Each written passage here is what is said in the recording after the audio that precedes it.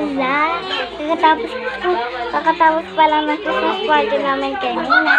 So, ngayon nga pala, nandito ako sa bahay ng tita ko. Ito naman si Hanley. Shout out nga pala kay Hanley. Very good.